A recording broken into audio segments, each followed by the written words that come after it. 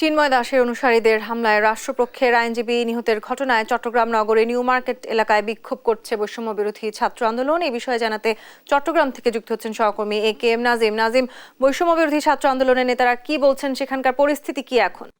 আজ সকাল থেকে মূলত আদালত প্রাঙ্গণে যে সংঘর্ষ শুরু হয়েছিল, তার পরপর আসলে পুরো আদালত এলাকায় রণক্ষেত্র শুরু হয়।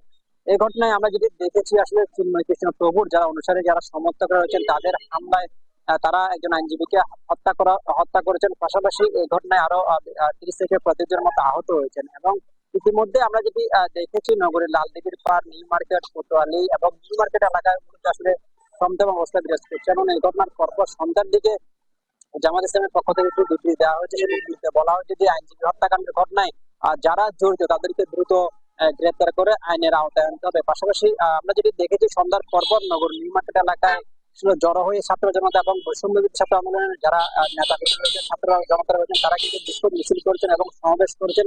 সেই সমাবেশ থেকে তারা যেমনটি বলছেন, আজকে আদালত প্রাঙ্গণে যে রণক্ষেত্রে পরিণত যে অরাজকতা সৃষ্টি হয়েছে, সেই ঘটনায় যারা জড়িত তাদেরকে যেন দ্রুত আইনের আওতায় আনা হয়। এদিকে আইন শৃঙ্খলা পরিস্থিতি রক্ষা চট্টগ্রামে 6 প্লাটুন বিজিবি মোতায়েন করা হয়েছে। পাশাপাশি বিজিবির পাশাপাশি আইন শৃঙ্খলা বাহিনী কিন্তু কঠোর অবস্থানে রয়েছে। আমরা যদি দেখেছি, নগরের গুরুত্বপূর্ণ এলাকাগুলিতে আইন শৃঙ্খলা বাহিনীর টহল জোরদার করা হয়েছে এবং সাদা পোশাকের যারা পুলিশ সদস্য রয়েছেন তারাও কিন্তু কাজ করছেন। তবে সনাতনী ধর্মাবলম্বী যারা রয়েছেন, তাদের যে বক্তব্য, তারা যদি বলছেন চট্টগ্রাম আদালত প্রাঙ্গণে যারা যে সংঘর্ষের ঘটনা ঘটেছেন বা যারা একজন আইনজীবীকে হত্যা করেছেন, তারা কিন্তু কিছু দুষ্কৃতিকারী মূলত এই বিক্ষোভ মিছিলে প্রবেশ করে মূলত এই ঘটনা ঘটেছে।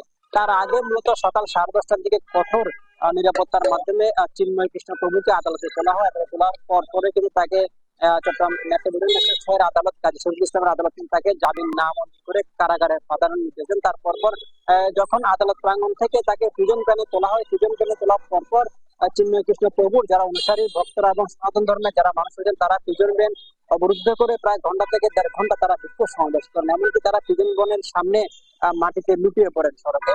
তারপর আইন শৃঙ্খলা বাহিনী তাদেরকে লাঠিচার্জ করে সাউন্ড গ্রেনেড নিক্ষেপ করে সরিয়ে দেন। সরিয়ে দেওয়ার পরপরই মূলত পুরো আদালত এলাকায় রণক্ষেত্রে পরিণত হয়। কারণ এই সনাতন ধর্মাবলম্বী এবং ইসকন সদস্যদের হামলায় আদালত এলাকায় অনেকগুলো গাড়ি, মোটরসাইকেল ভাঙচুর করা হয়েছে এবং অনেকে পিটিয়ে আহত করা হয়েছে। এর পরপর নগর লালদিঘির পাড়, নিউ মার্কেট এবং আশপাশে যতগুলো গলি রয়েছে সবগুলো গলিতে আসলে থমথমে অবস্থা বিরাজ করছে। এবং আমরা দেখেছি বিভিন্ন পয়েন্টে বিজিবি থেকে শুরু করে আইন শৃঙ্খলা বাহিনী যারা সদস্যরা রয়েছেন, তারাও কিন্তু কঠোর অবস্থান রয়েছেন। এবং আইনজীবীদের পক্ষ থেকে যেটি বলা হচ্ছে, তারা আগামীকালকে তারা আদালত বর্জন করবেন এবং যে আইনজীবী আরিফুল ইসলাম হত্যা করা হয়েছে তাকে যেন কঠোর এই হত্যার ঘটনা সবাইকে যেন আইনের আওতায় আনে। এবং আমরা যদি দেখেছি, তার এলাকা চট্টগ্রামের লোহাগাড়া এলাকায় কিন্তু ছাত্র জনতা বিক্ষোভ করেছেন এবং বিক্ষোভে তারা এই ঘটনা সুষ্ঠুতন্ত্র দাবি করেছেন।